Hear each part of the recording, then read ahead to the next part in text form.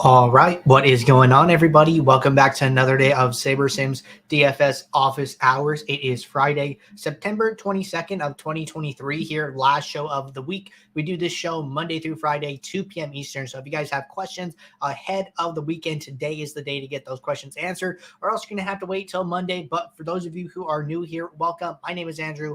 I'm one of the coaches over here at SaberSims, the show where we go over how to use the SaberSim app, answer any and all DFS related questions. You get your questions in one of three ways here. First way, send us an email, support@sabersim.com. Second way, post it live in the YouTube chat. Third way, post it in the office hours channel in our Discord server. We're going to get to all the questions before the end of the show. I really appreciate your guys' patience as I work through them one by one here.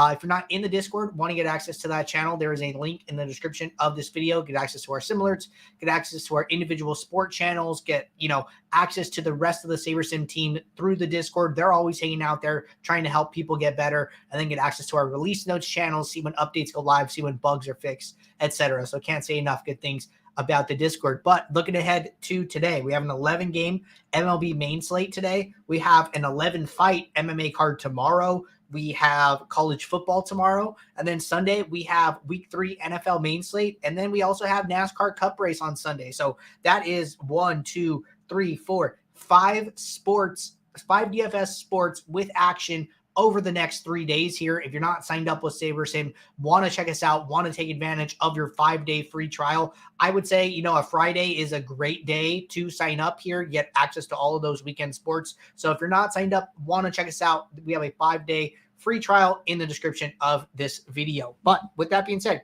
before we get started, as always, want to remind you guys ahead of week 3 main slate here, if you're not participating in our weekly max challenge, it is a promotion / giveaway that we do during the NFL season here. The link to this page is in the description of the video. You can sign up right here by clicking the enter the challenge button. All you have to do, 3 things: use SaberSim logo as your avatar, fill out a short form here. That just helps us to get information to send you guys gear, and then max enter one of the mini max contests for the Sunday main slate on DraftKings. You get access to weekly prizes as well as season-long prizes. We've had some great giveaways in the past, so really looking forward to how this season turns out. But we've had a ton of people playing, and it's been really, really cool. But with that said, going to get the app pulled up here. We are going to start with the questions that came in via the what is this? Office Hours channel. And the first question here from the piano teacher. Question says, if we are going to adjust SaberSim projections for a few players and adjust team totals as a whole, what is the best order to do that in? Totals first, then adjustments, or does it matter the order? Also, will both be taken into account, or will adjusting team totals override other tweaks in favor of the game level change? Okay, great question here. So what I would suggest doing, so what we're kind of talking about is like, hey, maybe I think the Mets are going to do better than what we are projecting them for in the app here. So I want to make an adjustment to the Mets as a whole, but I also want to really favor somebody, say Pete Alonso. I think Pete Alonso specifically is going to have a good game. How do I account for both of those adjustments? And what I would suggest is, we always talk about starting wider on a zoomed out view at the macro, and then zooming in slowly and coming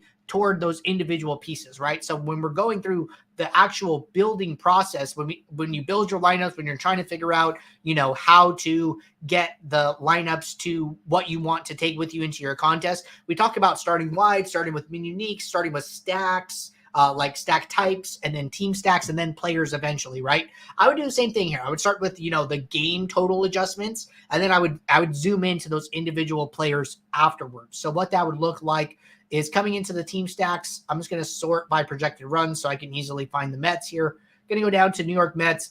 Let's say I want to give them a 1-run increase here. So I'm going to bump them up to 5.2 here.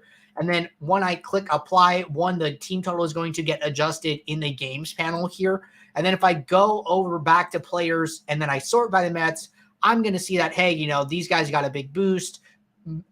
Nimmo went from 8.41 to 9.59 projection. Alonso went from 8.07 to 9.38 here. So these are the team level adjustments. I would start with these, look at them, see what they look like, and then decide, hey, do I want to go higher? And then if so, you can just further adjust that in the my projection column. So maybe I want to go, you know what, let's get Pete Alonso up to 10 specifically. So now your custom projection of 10 will override that team total adjustment of 9.38, but it will also be displayed as an individual column that cannot be adjusted. So at least you have that reference point, right? You could see the original projection, the updated projection based on the game total, and then look at your manual custom projection that you set. So that's the order I would work that in, and good question to get us started.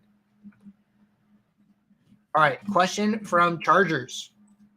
Question says, hey, Andrew, if I'm sorting by risk-adjusted ROI, is it best to fill my contests with unique rank, one contest at a time, to ensure I get the top risk-adjusted ROI lineups into each contest versus filling them all at once, which would put the bottom-ranked positive risk-adjusted ROI lineups into some of my contests as the top lineups based on how my contests are sorted? Thanks in advance. Okay, good question here. So it's probably a good time to kick off some projection adjustment. To kick off some lineups. So while we let these build, I think that the way you're describing it makes sense if you are somebody who's going to say, hey, my highest scoring lineup ended up in my lowest dollar entry, and that makes me really upset, right? And if that's you, I think that's a lot of people, definitely been me in the past as well.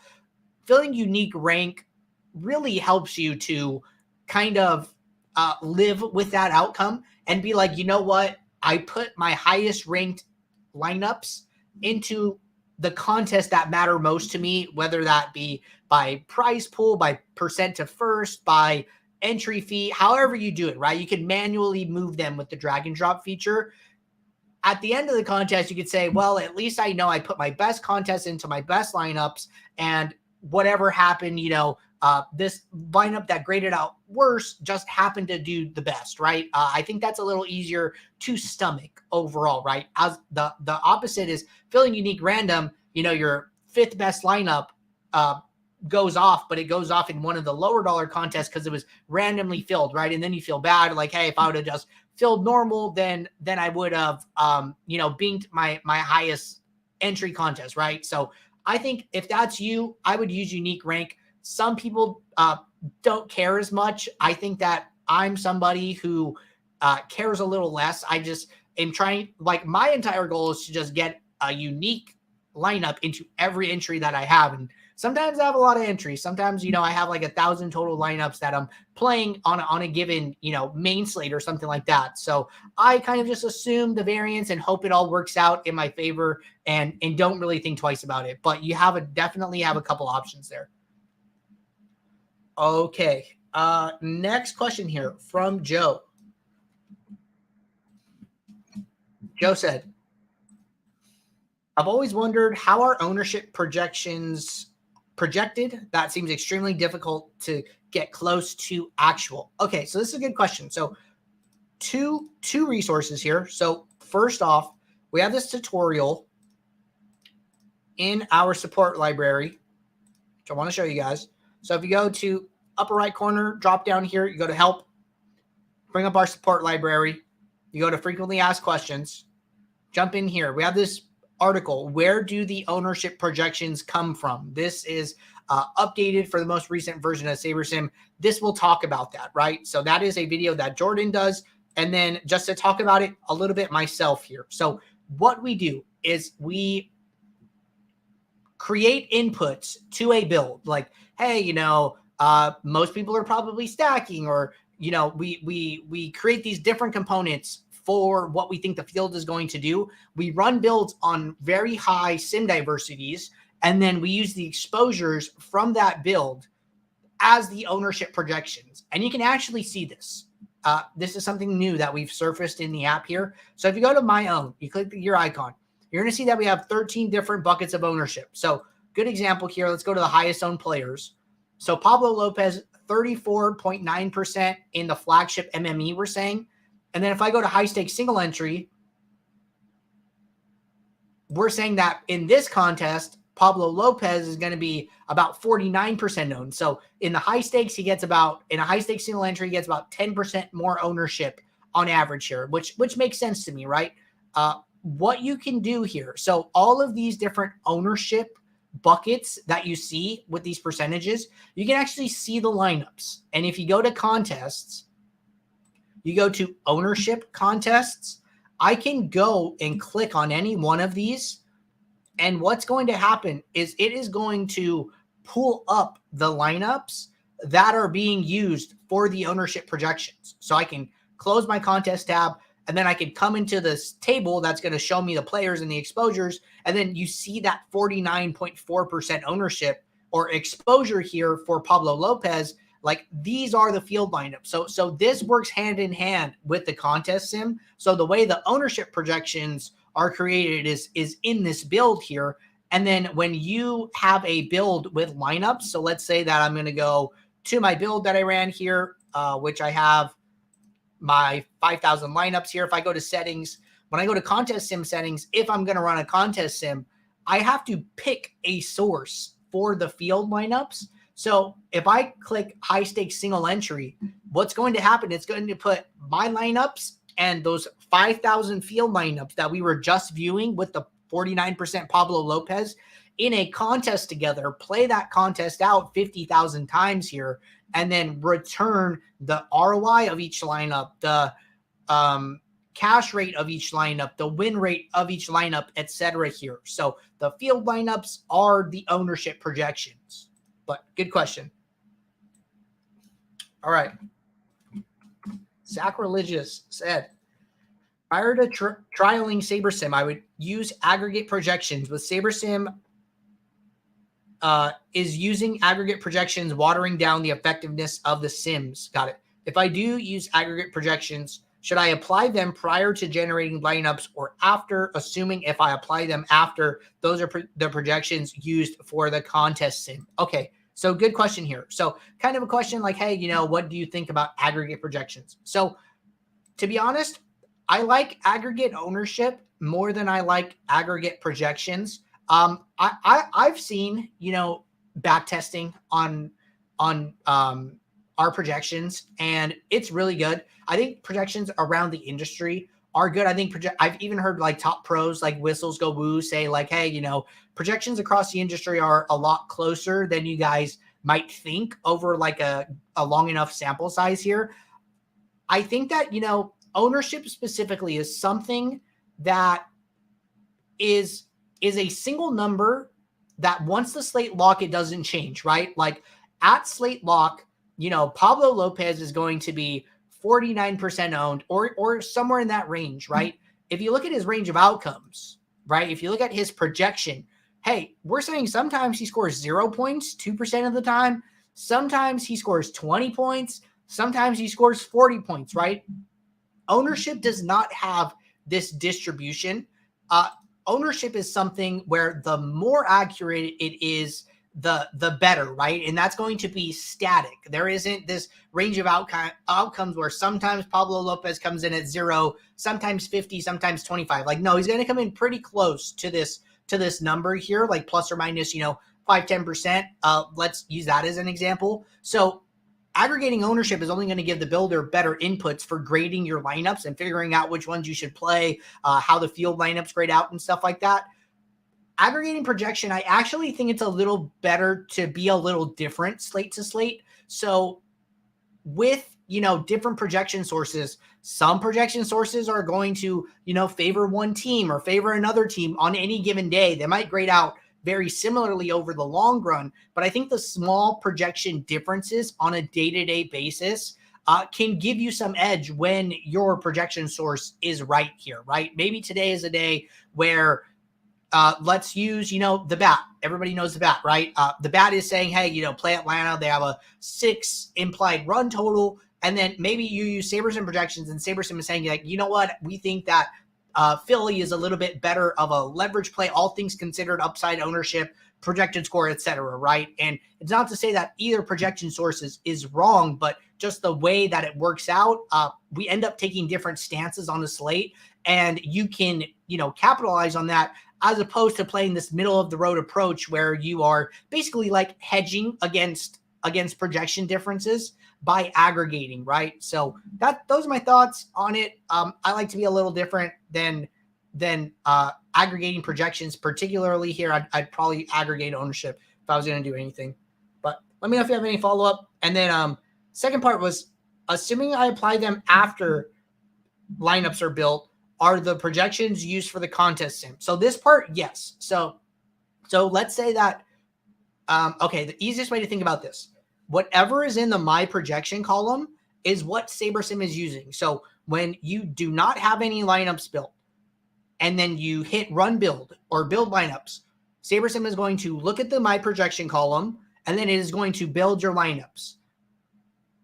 If you upload projections after that and then run the contest sim is going to look in the my projection column and then use those values on top of our range of outcomes. So anytime you apply a custom projection, we take our range of outcomes for the players. So Ronald Acuna, projected for about 11 points. Let's say you increase him to 13. What we're going to do is every time he scores 0, he scores 2. Every time he scores 10, he now scores 12. Every time he scores 30, he now scores 32. We're going to shift his distribution, but we're going to leave the distribution intact. So the good thing about custom projections, you get our range of outcomes and you get your mean adjustments on top of that, right? So with the contest sim, if you come in here and upload your custom projections, the builder is going to use that new mean in tandem with our sims and range of outcomes when it runs your contest sim. So the outcomes of the player performance in the contest sim will be affected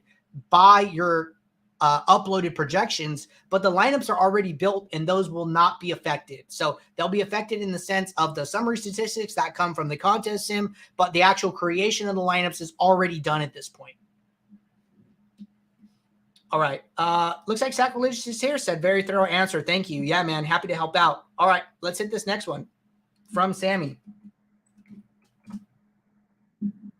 Sammy said, hi, Andrew. This may have been asked, but what is the best way to force certain players from the afternoon games to come up within the late swap? Or is it better approach doing it prior to lock at 1 p.m.? What will the difference be? Thanks. Okay, so for this, let's go over to Sunday here, and let's go to the NFL main slate. So what I would do here, it sounds like you want some late swap flexibility. So you're almost going to kind of have to force that a little bit. And if you just look at the ratio here, right, there's 1, 2, 3, 4, 5, 1, hold on, 1, 2, 3, 4, 5, 6, 7, 8.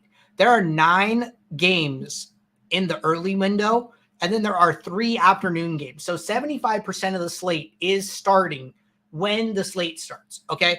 If you guys want to, try and keep some late swap flexibility, you're going to really have to kind of force that in the builder. And the way I would suggest that is probably team total adjustments here. Just like come into the team stacks tab and then just go and look at what teams are playing on the late slate and then just give them a point boost, right? And then see how their projections are coming out on the other end.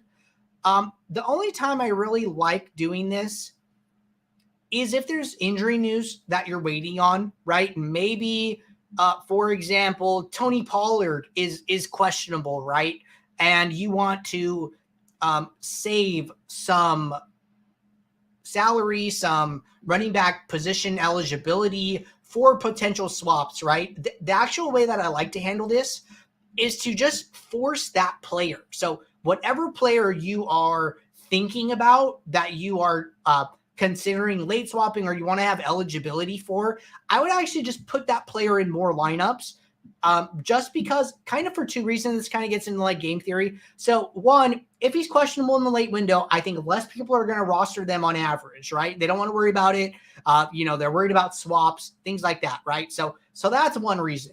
And then reason number 2 is that well, I already said that if he does play, he'll come in at reduced ownership. But if he doesn't play, then you have that specific position available. And then this player will usually be more salary than any subsequent player. So then what you can do is, you'll have plenty of salary left to swap, right? Another way to do this, just thinking about it right now, is set a group rule. And then what you can do is just go to group rules.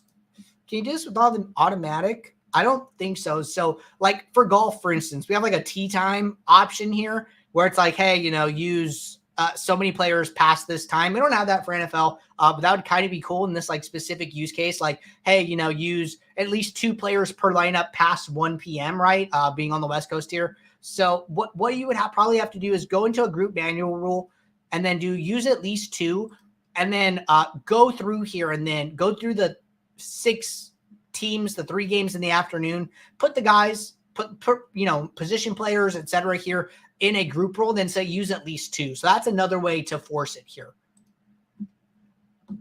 All right. Question from Skyhook.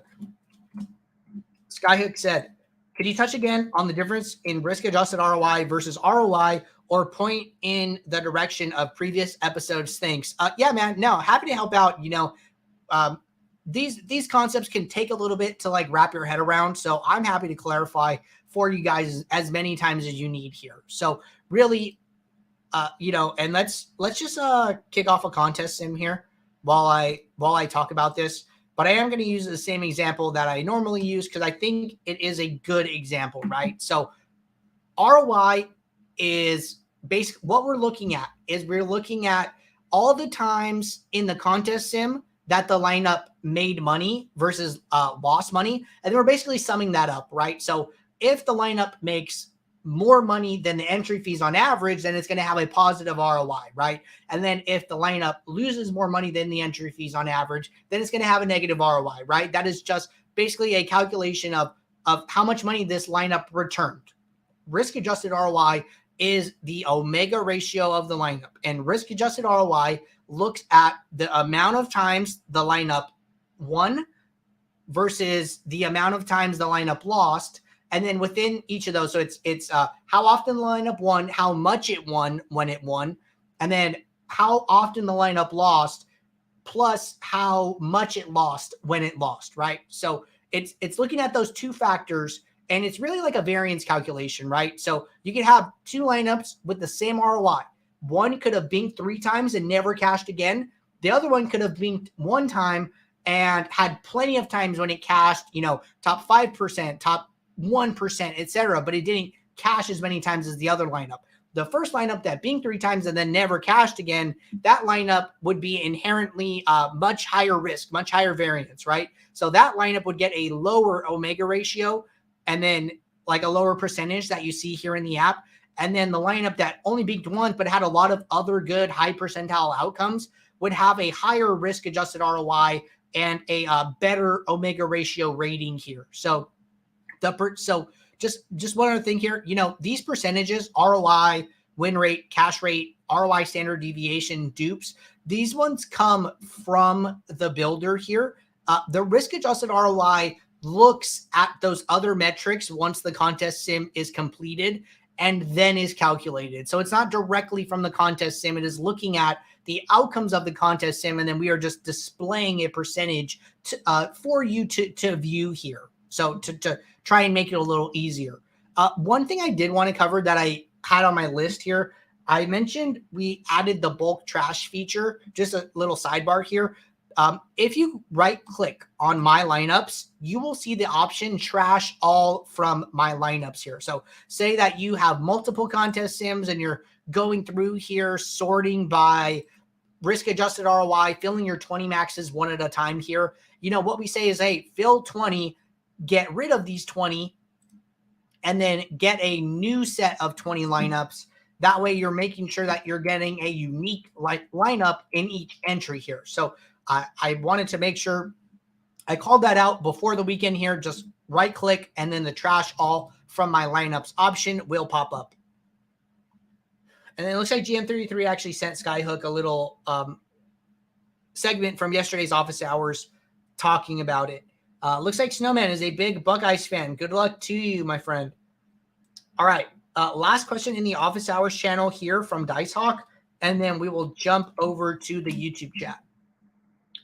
Question says, since the pool lineups are based on the projections, does that mean that you shouldn't really be adjusting the projections or eliminating players from the pool too much before running the build, since the entire field will more likely be based on the projections without your changes. At what point is the best time to eliminate players that you don't want in your pool of lineups but shouldn't be in the field lineups? Okay, so what I don't particularly what's the word I'm looking for?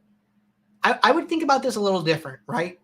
What I would say is that I think it's fine to have opinions about the slate, whether you want to remove players from positions, whether you want to get exposure to other positions, other players, etc., right? The way I like to do this is think about the field lineups as its own entity, right? That is its own thing over here on the side. Whatever you do is fine. What I would suggest here is make all the changes you want and then run your lineups. And then if you're contest simming, you're going to be able to see, hey, how did all of my adjustments work out in the sim? And then if you are returning a bunch of low ROI lineups, maybe you need to rethink some of those inputs that you made, some of those changes that you made. Maybe you can walk some of those back, right? So I think that, contest sims allow you to see like, hey, how are the lineups that I'm constructing with my opinions grading out against the field lineups here?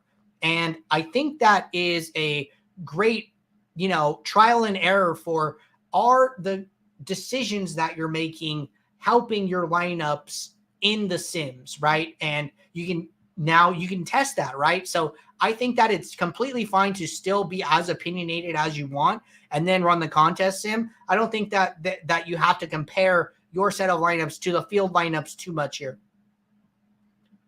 All right, jumping over to the YouTube chat. Question from Deshaun said, after watching the NFL Week 2 review video on YouTube, you guys talk about how chalk plays or chalk stacks for NFL is a good way to go. So how do we use Saber to get more chalk plays / stacks for NFL? Also, when you guys were reviewing lineups, I noticed that some of the winning / top lineups were negative ROIs. Do you think based off of that, if we see some negative ROI lineups in our pool, that those are playable lineups? And then it looks like there's a couple other questions here.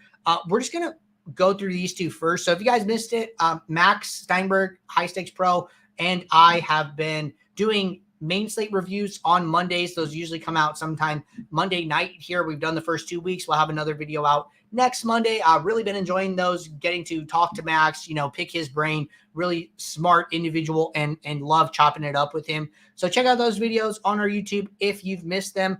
And then just talking about this. So I think that, some of the big takeaways, the too long didn't read of those videos, is that highly correlated stacks are grading out very well in the sims, and don't be afraid to play some of the chalk constructions, right? There are plenty of good sim ROI lineups, good DFS players in general who are finding a striking the balance between having a certain amount of chalk and then having some pivots, whether that be individual players, whether that be through a stack, right? So I think one thing that we were talking about where the Bills were kind of chalky and how you could play them a little bit differently last week, right? And we saw, players on their team who were not the highest owned do well, right? We saw Gabe Davis do well. We saw, I think Shakir had a touchdown. I think Dawson Knox had a touchdown. Basically everybody except Stephon Diggs, who was the chalkiest position player on the slate at like 30%, right? So kind of funny how those things work out. But if you were looking for an intuitive way to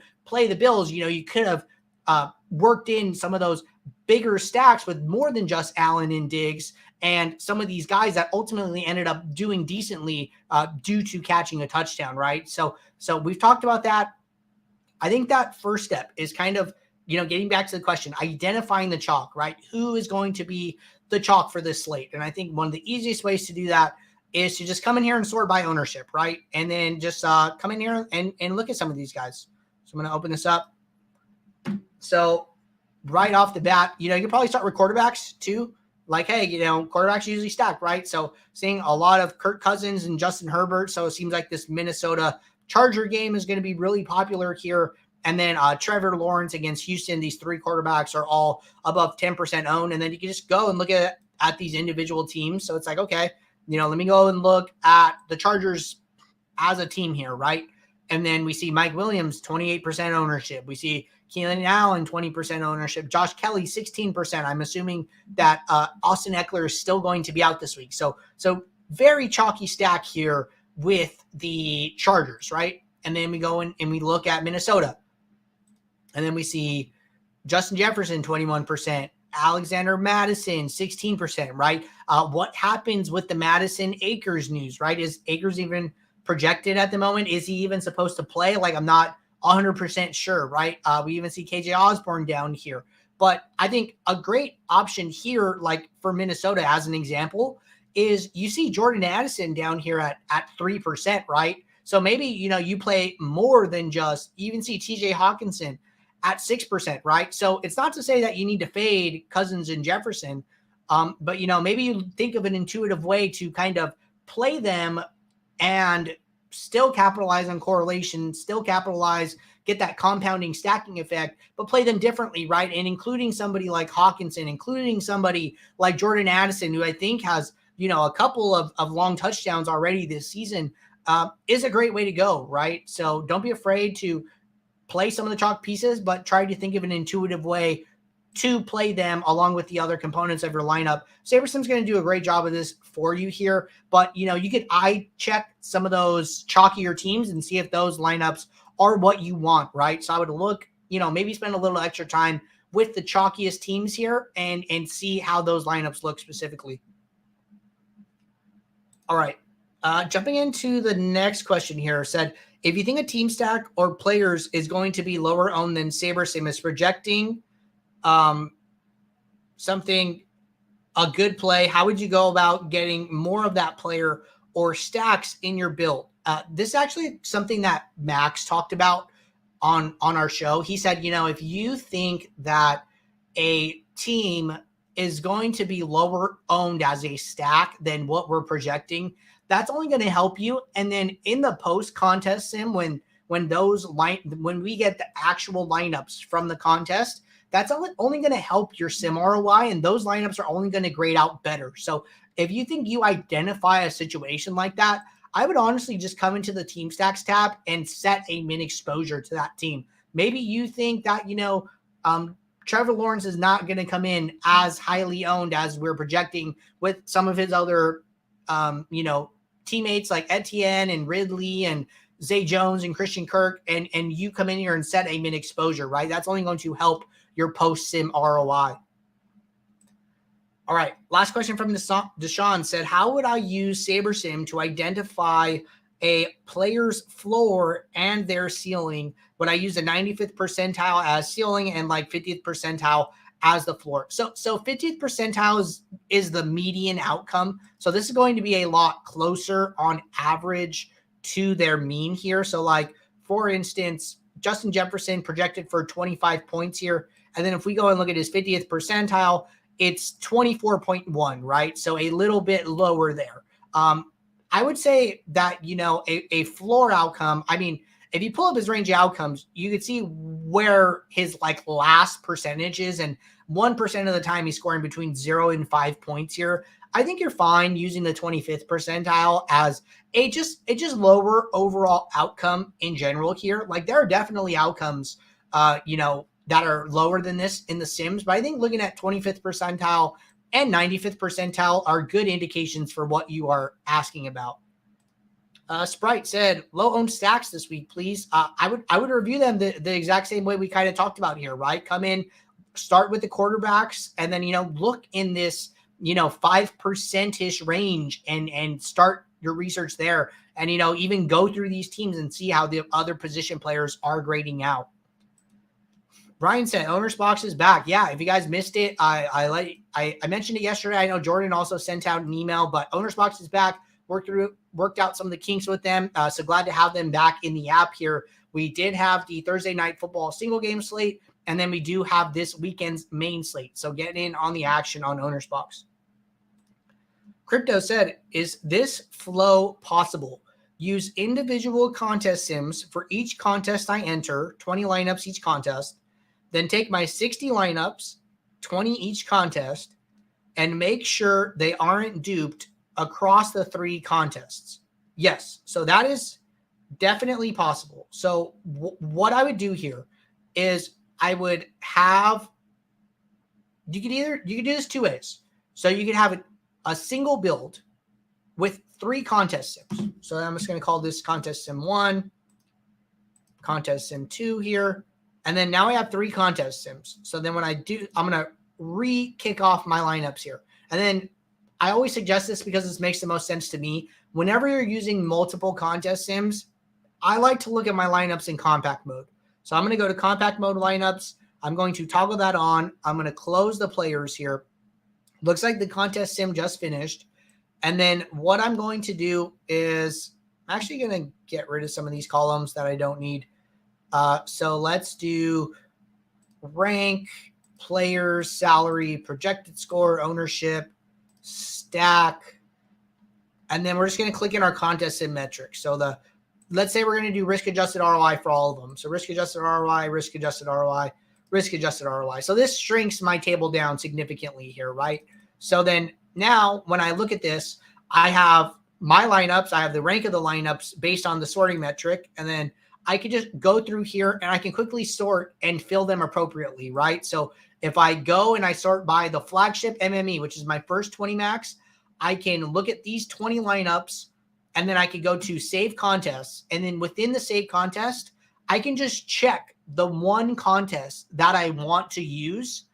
And then I can save that to the contest. And then what I would suggest doing is going in and trashing these 20 lineups with the bulk trash feature, the right click option that we just released, get a new set of 20 lineups, and then go to the next contest sim, sort those 20 by highest risk adjusted ROI, go back into save contest, uncheck the contest that I already filled, check the next contest I want to fill these 20, and then do that for each and every contest until you're done.